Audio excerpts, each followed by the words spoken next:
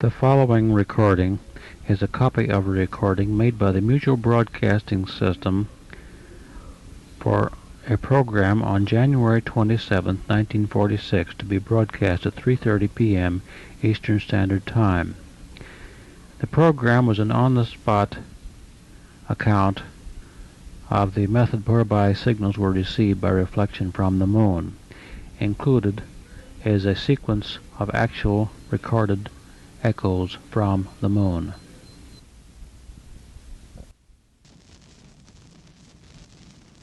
We delayed the program originally scheduled for this time to bring you an historic broadcast. Several days ago, the Army Signal Corps revealed that it had established radar contact with the moon. What happened was simply this. A radar beam had traveled some 450,000 miles to and from the moon. This in the total elapsed time of 2 4/10 seconds. Now, thanks to the cooperation of Army officials, the Mutual Broadcasting System is privileged to bring you an on-the-spot transcribed report of a subsequent experiment in which radar contact with the moon again was established. This is the first such broadcast to be carried by a radio network. On Friday of this week, the world read the startling news that radar contact has been made with the moon by the Army Signal Corps. This is Tom Slater speaking for the Mutual Broadcasting System. At this time, we have our microphones placed in the little 20 by 40-foot wooden building used as one of the field experiment stations of the Evans Laboratories at Belmar, New Jersey, where this experiment was successfully completed. In just a few minutes, Mutual hopes to broadcast for the first time in history the sound made by this pulse echo as it returns to the Earth from its round trip to the moon. Now first, it's my pleasure to introduce Colonel Victor A. Conrad, the commanding officer of the Signal Corps Engineering Laboratories at Bradley Beach, New Jersey. Colonel Conrad.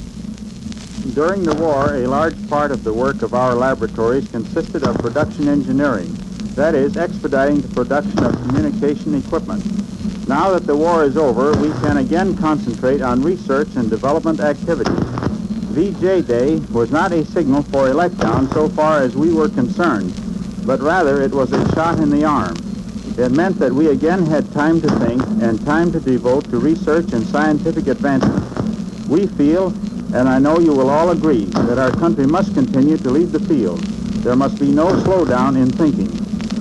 The group of engineers who accomplish this job are characteristic of many groups in our laboratories, who think the job out and then have the perseverance to carry through. Great credit is due them. I would now like to introduce Colonel John DeWitt, who, as the former director of Evans Signal Laboratory, had general supervision of this project. He will give you some of the details. Colonel DeWitt.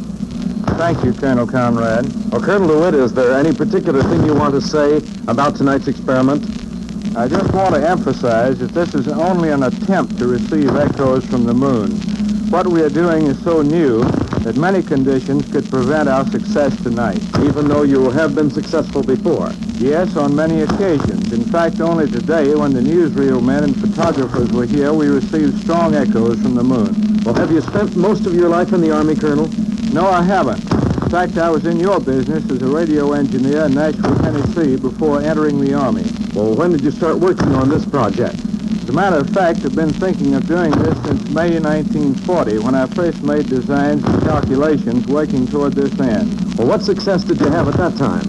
I was trying the experiment on my own, but I did not have the advantage of the techniques developed during the war for radar. Therefore, I failed. And how long have you been at work on it here at the laboratory?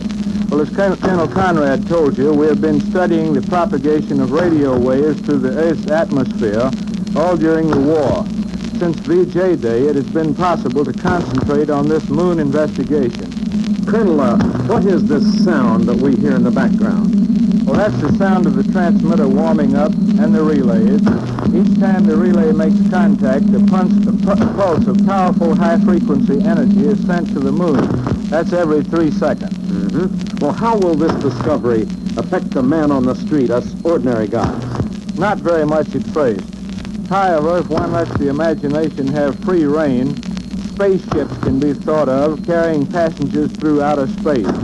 We now know that Earth's atmosphere can be penetrated by radio waves, and we can therefore say that communication with such spaceships will be possible and their flight controlled from Earth.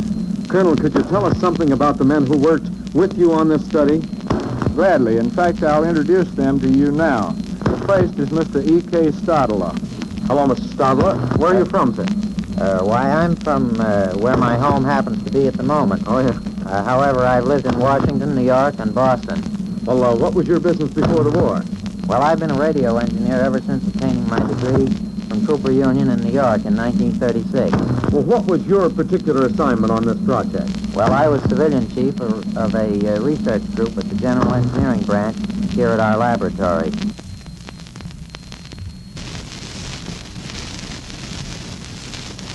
Mr. Stadler, just what is radar? Well, very briefly, radar is a radio means for locating distant objects. A relatively short pulse of radio energy is transmitted in the direction of the object we wish to locate. It is scattered in every direction by this object, with a very small portion returning to the receiver, which is located near our transmitter. The time required for the signal to make the round trip gives us a measure of the distance, since we know just how fast radio waves travel.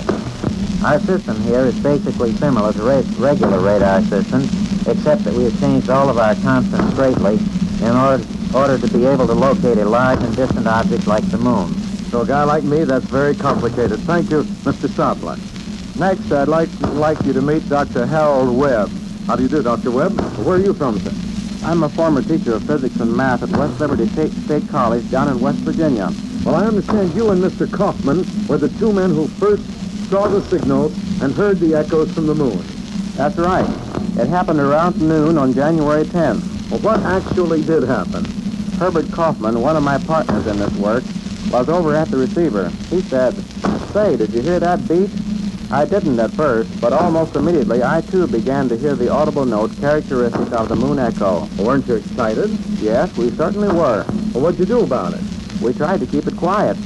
You made contact with the moon by radar, but you want to keep it quiet. Why? Well, I think it would be good to have Mr. Kaufman answer that. All right, Mr. Kaufman? We wanted to be sure. We've been working on the project for several months and believed in the likelihood of its success. But we would surely have felt disappointed if we were wrong. Yeah, because there it was all of a sudden. Right, and we wanted verification. And now the whole world knows about it. Well, I just hope it works for your broadcast. Yeah, so do we. We'll be very proud to transmit this echo around the world for the first time in history. We've got our fingers crossed for you. Well, it took a lot of experience to do this kind of work, didn't it? Pardon me, Mr. Slater. One of our men had no previous radio training, although it certainly had no effect on his success as an engineer. Here is Jack Muffinson. Tell them something about yourself, Jack, would you please? Though radio was not my business prior to the war, I have studied engineering and obtained a degree at the City College of New York. In April 1942, I came to work for the Signal Corps as a physicist. Well, Jack, why is this study called the Diana Project? Well, we named it that because Diana was the goddess of the moon. And what was your job on the Diana Project? My job was to design the visual indicators and the circuits necessary to control the time intervals between our transmitted pulses. These indicators, which are cathode ray tubes, are needed to determine the elapsed time between our transmission and the return echo. Well, thank you, Jack. Colonel DeWitt, how far away is the moon? The moon is at an average distance of about 240,000 miles from the Earth. There are times when it is closer and other times when it is farther away. Well, what proof do you have that this echo you received is actually from the moon? The speed of light is 186,400 miles per second. The distance from the Earth to the moon and back again, being approximately 480,000 miles, simple arithmetic tells us that the elapsed time should be about 2.5 seconds. Our echo from the moon came back in that time. Well, how long does it take to get a response? 2.5 seconds for the 480,000-mile round trip for the radar pulse. Well, is the sound of the echo that we hope to get right soon, is that sound of the echo from the moon a beautiful one? Well, not particularly, although to us it certainly was when we first heard it. In fact, it's not very dramatic and it's not very loud. Unless you're listening closely, you can't hear it. Well, we're now getting very close to the time of night when your figures tell us the moon will rise. Yes, let's pause for a minute and look at the oscilloscope screen to see if there are any indications of an echo. Now, how's it look, Colonel? Well, not too good at the moment. All right, we're anxiously waiting. Watch now. Now listen. Oh, there it is. That's the echo. Strong echo that time. That one was weak. There's a strong echo. There's the pulse. Weak echo. Pulse again. Fairly good echo.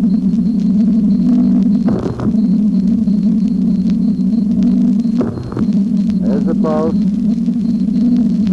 Echo. Pulse again. The echo missed that time.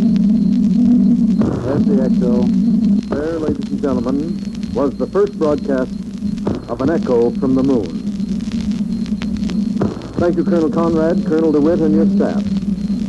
Mutual has broadcast from the Evans Laboratories at Belmar, New Jersey, the scene of the work of the United States Army Signal Corps in its successful attempt to contact the moon by radar. And there it is, ladies and gentlemen, the first on-the-spot transcribed report of an experiment in which contact with the moon was successfully established by means of radar. We bring you now the program originally scheduled.